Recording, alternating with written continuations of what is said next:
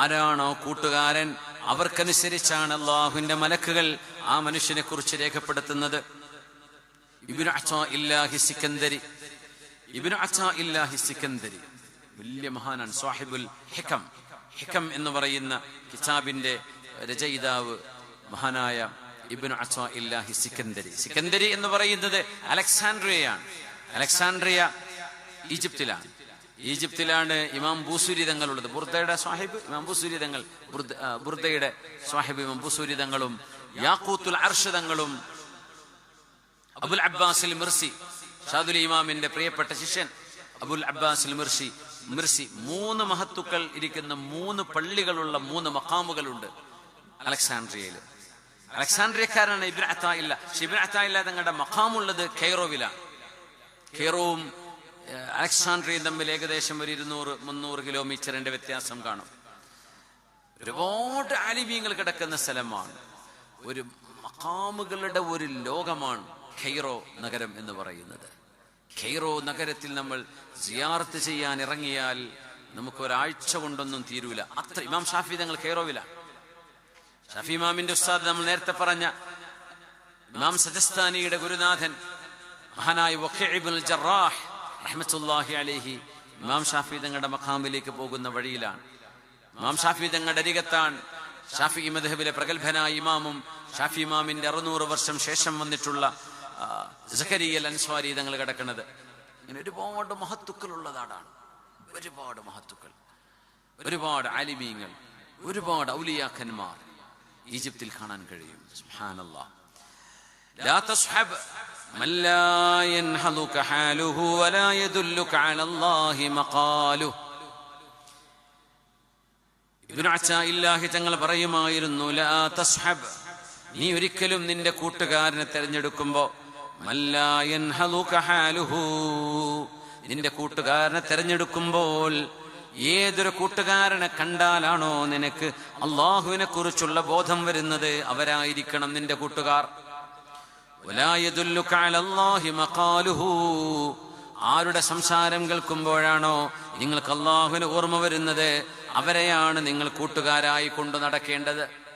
ലാ തസ്ഹബ് ഇല്ലാ മുഅ്മിനാ വലാ യഅകുൽ തുആമക ഇല്ലാ തഖി.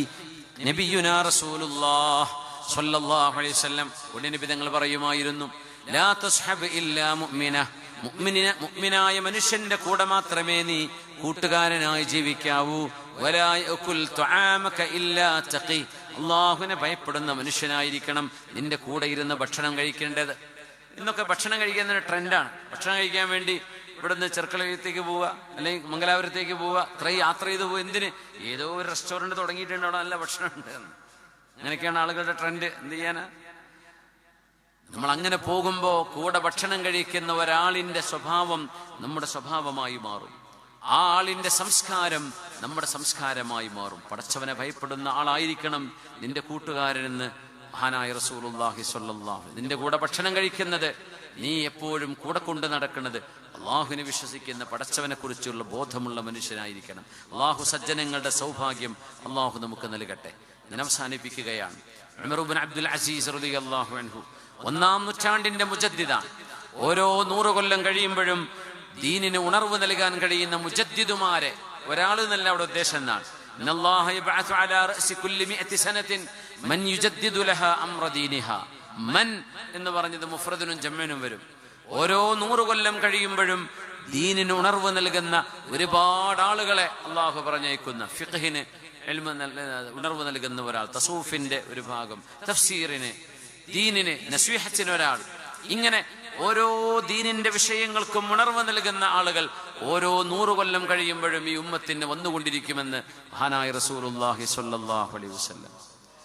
അങ്ങനത്തെ മുജദ്ദിദുകളിൽ 1-ാം നൂറ്റാണ്ടിന്റെ മുജദ്ദിദെന്ന് ബിത്തിഫാഖിൽ ഉലമാ, ആലിമീങ്ങളുടെ കൺസെൻസസ്, പണ്ഡിതന്മാരുടെ ഇജ്മാഉള്ള മഹാനാണ് ഉമർ ഇബ്നു അബ്ദുൽ അസീസ് റളിയല്ലാഹു അൻഹു. അദ്ദേഹം ഭരണാധികാരിയായിരുന്നു, അമവി ഭരണാധികാരിയാണ്. 2.5 കൊല്ലം ഭരണം നടത്തിയ മഹാനാണ്. പക്ഷേ ഏറ്റവും വലിയ സാഹിദായിരുന്നു. അദ്ദേഹത്തിന്റെ പ്രൈവറ്റ് സെക്രട്ടറിയാണ് റജാ ഇബ്നു ഹയവ റഹ്മത്തുള്ളാഹി അലൈഹി. ഒരിക്കലിങ്ങനെ നടന്നു പോകുമ്പോ ഒരു കുറ്റിക്കാട്ടിൽ ഒരു ചെറുപ്പക്കാരെങ്ങനെ ഒറ്റയ്ക്കിരുന്ന് നിസ്കരിക്കുന്നത് കണ്ടു, ദുഹാ നിസ്കരിക്കുന്നത്. നോക്കുമ്പോ റജാ തങ്ങളാണ്. മഹാനവറുകൾ പറഞ്ഞു, ഈ മനുഷ്യനെ എനിക്ക് വേണം, ഈ റജാഇനെ എൻ്റെ പ്രൈവറ്റ് സെക്രട്ടറിയായി എൻ്റെ കൂടെ കൂട്ടണം. അങ്ങനെ സ്വന്തം ടീമിലേക്ക്, മഹാനവറുകളുടെ സ്റ്റാഫിലേക്ക് ഇമാം അവറുകൾ തെരഞ്ഞെടുത്തു. ഒറ്റക്ക് നിസ്കരിക്കുന്നത് കണ്ടപ്പോൾ, ആരും കാണാതെ കുറ്റിക്കാട്ടിനുള്ളിൽ ഒറ്റക്ക് നിസ്കരിക്കുന്നത്, അതാണ് ക്രൈറ്റീരിയൻ. അങ്ങനെ മഹാൻ കൂടെ കൂട്ടിയ മഹാനാണ് റജാ ഇബ്നു ഹൈവ റഹ്മത്തുള്ളാഹി തആല അലൈഹി. റജാ തങ്ങളോട് ഭരണമേറ്റെടുത്തപ്പോൾ പറഞ്ഞു, ഇന്നി ഉരീദു ഇസ്ലാഹൻ ലി ഉമ്മത്തി മുഹമ്മദിൻ സ്വല്ലല്ലാഹു അലൈഹി വസല്ലം വലാകിന്നി ലാ അജിദു റിജാലഹ. റജായേ, അല്ലാഹുവിന്റെ റസൂലിന്റെ ഈ ഉമ്മത്തിനെ നന്മ ചെയ്യണമെന്നും അവരെ നന്നാക്കണമെന്നും എനിക്ക് ആഗ്രഹമുണ്ട്. പക്ഷെ ആളുകളെ എൻ്റെ കയ്യിലില്ലല്ലോ, കാണുന്നില്ലല്ലോ. ആരെ ഉപയോഗിച്ചുകൊണ്ടാണ് ഞാൻ നന്നാക്കേണ്ടത്? എനിക്ക് പറ്റുന്ന ഈ ഉമ്മത്തിനെ നന്നാക്കണം. 1-ാം നൂറ്റാണ്ടിലായി പറയുന്നത് താബിഈങ്ങളുടെ കാലം. ഈ ഉമ്മത്തിനെ ഒന്ന് പരിഷ്കരണം ചെയ്യണം, അവരെ ഒന്ന് നന്നാക്കിയെടുക്കണം. വലാകിന്നി ലാ അജിദു റിജാലഹു, അതിന് പറ്റുന്ന സ്റ്റാഫുകൾ എൻ്റെ കയ്യിലില്ലല്ലോ. അതുകൊണ്ട് റജാ, നമ്മൾ എന്താണ് ചെയ്യേണ്ടത്? റജാ ഇബ്നു ഹൈവ തങ്ങൾ മറുപടി കൊടുത്തു, യാ അമീറുൽ മുഅ്മിനീൻ, വിശ്വാസിനികളുടെ നേതാവായവരെ, അസ്സുൽത്താനു കസ്സൂഖ്, ഒരു ഭരണാധികാരി ഒരു മാർക്കറ്റ് പോലെയാണ്. യജ്ലിബു ഇലൈഹാ മൻ യുറവ്വിജു ഫീഹാ, ആ അങ്ങാടികളിൽ കൊണ്ടുവരപ്പെടുന്ന സാധനങ്ങൾ ജനങ്ങൾക്ക് ആവശ്യമുള്ളതാണെങ്കിൽ ആ ആവശ്യം തേടി അങ്ങാടിയിൽ, മാർക്കറ്റിൽ ആളുകൾ വരും. മാർക്കറ്റിൽ ആവശ്യമുള്ള സാധനം കൊണ്ടുവച്ചാൽ അത് വാങ്ങിക്കാൻ ആളുകൾ വരും. അതുപോലെയാണ് ഭരണാധികാരി. ജനങ്ങൾക്ക് ആവശ്യമുള്ള നന്മ നിങ്ങളിലുണ്ടെങ്കിൽ ആളുകൾ അങ്ങോട്ട് വരും. അതുകൊണ്ട് ഭരണാധികാരി നല്ല മനുഷ്യനായാൽ എല്ലാ നല്ലവരും ആ നല്ല മനുഷ്യന്റെ രംഗത്തേക്ക് ഓടി വരും. ഭരണാധികാരി മോശമാണെങ്കിൽ എല്ലാ മോശപ്പെട്ടവരും അങ്ങോട്ട് ഓടി വരും. ولا شك أن قرين السوء هو من البلاء الذي ينشأ من المعصية. അതുകൊണ്ട് പ്രിയപ്പെട്ട നേതാവേ, നിങ്ങളുടെ കൂടെയുള്ള ആളുകൾ നന്നാവണം, നിങ്ങളും നന്നാവണം, എന്നാൽ ജനങ്ങൾ നന്നാവും. അങ്ങനെ ഒരു ഭരണാധികാരിയുടെ 2.5 വർഷത്തെ ഭരണം കൊണ്ട് ഈ ഉമ്മത്തിന് മുഴുവൻ ഇസ്ലാഹ് ചെയ്യാൻ കഴിഞ്ഞ, മസ്ലഹത്ത് ചെയ്യാൻ കഴിഞ്ഞ, സ്വലാഹ് നൽകാൻ കഴിഞ്ഞ, തർബിയത്ത് ചെയ്യാൻ കഴിഞ്ഞ, തസ്കിയത്ത് ചെയ്യാൻ കഴിഞ്ഞ മഹാനാണ് മഹാനായ ഉമർ ഇബ്നു അബ്ദുൽ അസീസ് റഹ്മത്തുള്ളാഹി തആല അലൈഹി. തന്റെ കൂട്ടുകാരന്റെ ഉപദേശമാണത്. നിങ്ങൾ നന്നാവുകയാണ് വേണ്ടത്. അതേ മോശമായത് കൊണ്ടല്ല. ഉമർ ഇബ്നു അബ്ദുൽ അസീസ് തങ്ങളെ, അമീറുൽ മുഅ്മിനീനെ, നിങ്ങളെ കണ്ടുകൊണ്ടാണ് ജനങ്ങൾ പഠിക്കുന്നത്. അന്നാസു അലാ ദീനി മുലൂകിഹിം, ഇങ്ങനെ പറയും. ഹദീസാണെന്ന് എനിക്കറിയില്ല.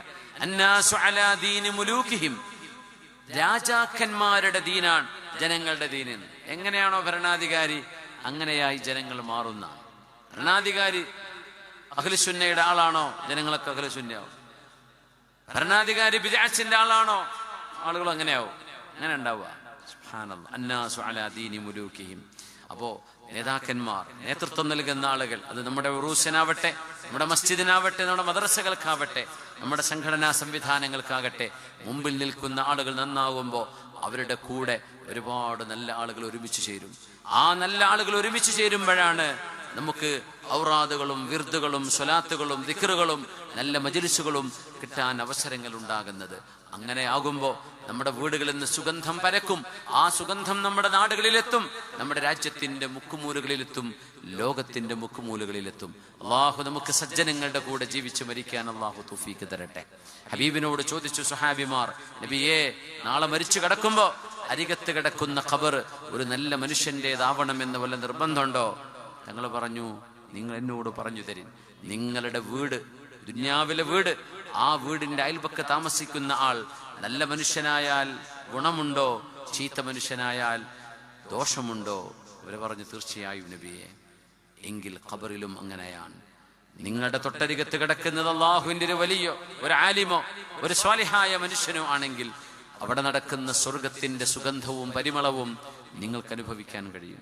തൊട്ടടുത്തുള്ള ആൾ അദാബിലാണെങ്കിൽ ആ നരകത്തിന്റെ ഭയാനകമായ ഒച്ചകളും ബഹളങ്ങളും നിങ്ങൾക്ക് കേൾക്കേണ്ടി വരും. അതുകൊണ്ട് അല്ലാഹുവിനോട് മരിച്ചു കിടക്കുമ്പോഴും തൊട്ടരികത്ത് കിടക്കുന്ന ഖബർ ഒരു നല്ല മനുഷ്യൻ്റെതാവണേ എന്ന് ദുആ ഇറക്കണേ എന്നാ. അല്ലാഹുവിനോട് നമ്മൾ അതുകൊണ്ടാണ് ദുആ ചെയ്യുന്നത്. ജീവിച്ചിരിക്കുമ്പോഴും നാളെ മരിച്ചാലും മരിച്ചു കഴിഞ്ഞ് മഹ്ശറയിലേക്ക് വരുമ്പോഴും അല്ലാഹു നമുക്ക് മുഅ്മിനീങ്ങളുടെ സുഹ്ബത്തും അവരുടെ ശഫാഅത്തും കൊണ്ട് അല്ലാഹു നമുക്ക് തൗഫീഖ് നൽകി രക്ഷപ്പെടുത്തി തരട്ടെ. അമ്പിയാക്കന്മാർ ശഫാഅത്ത് ചെയ്യും, ഔലിയാക്കന്മാർ ശഫാഅത്ത് ചെയ്യും, ശുഹദാക്കൾ ശഫാഅത്ത് ചെയ്യും. അത് കഴിഞ്ഞാൽ ഓരോ മുഅ്മിനും ഓരോ വിശ്വാസിയും തൻ്റെ കൂട്ടുകാരായ വിശ്വാസികൾക്ക് വേണ്ടി ശുപാർശ ചെയ്യും. ആ ശുപാർശ അല്ലാഹു സ്വീകരിക്കും. റബ്ബേ, ഇതെന്റെ കൂട്ടുകാരനാണ്, അവർക്ക് നീ പുറത്തു കൊടുക്കണേ എന്ന് പറഞ്ഞാൽ അല്ലാഹു സ്വീകരിക്കുമെന്ന് നബിയുനാ റസൂലുള്ളാഹി സ്വല്ലല്ലാഹു. അതുകൊണ്ടാണ് അലി റളിയല്ലാഹു അൻഹു പറയാറുള്ളത്, അലൈക്കും ബിൽ ഖില്ലാൻ, നിങ്ങൾക്ക് നല്ല സുഹൃത്തുക്കൾ വേണം. കാരണം നാളെ അവർ നിങ്ങൾക്ക് വേണ്ടി ശഫാഅത്ത് ചെയ്തു തരും. അല്ലാഹു രക്ഷപ്പെടുത്തട്ടെ. അല്ലാഹു നമ്മളെ നല്ലവരാക്കി തരട്ടെ.